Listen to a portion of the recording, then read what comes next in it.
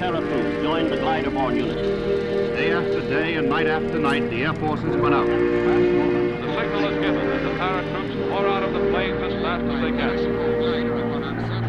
The airborne troops fought with unparalleled ferocity every minute until the land forces made contact.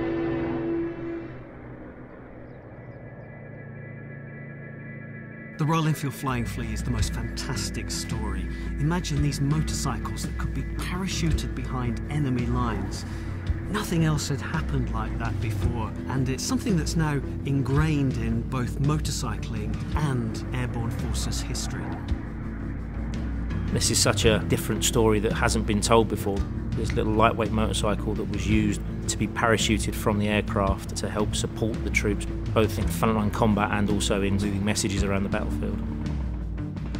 The availability of a portable, lightweight motorbike was militarily important.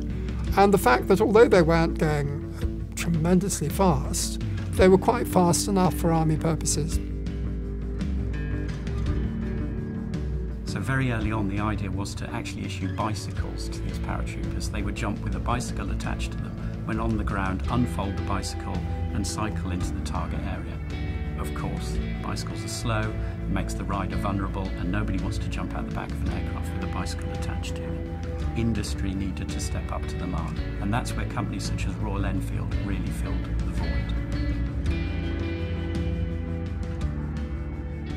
The existence of this machine meant that commanders could keep in touch with each other. It was quite good at operating under enemy fire and in difficult geographical circumstances.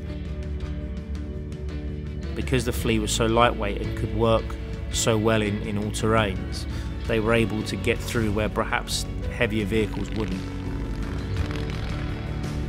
It was used as infantry transport, so there were many bikes deployed being used by dispatch riders, but it was the Flea that was deemed to be suitable for transporting men into the fight.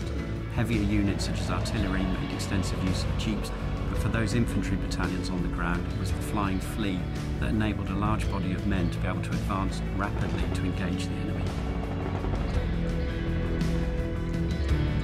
The Flying Flea was most definitely the most famous Royal Enfield during the war. Even outside of Royal Enfield, it's got such a fantastic story behind it. Nobody else was doing this. It's impossible to say that the war was shortened by 5 days because of the use of the Flying Flea, but it was a very valuable element for those troops and airborne forces who were using it. I think many people are unaware of the story, and potentially even unaware of the bigger story of Operation Market Garden and the Arnhem story in general. So it's an important story to tell. You know, it's an important story to put back out there, and we think people will be fascinated by it.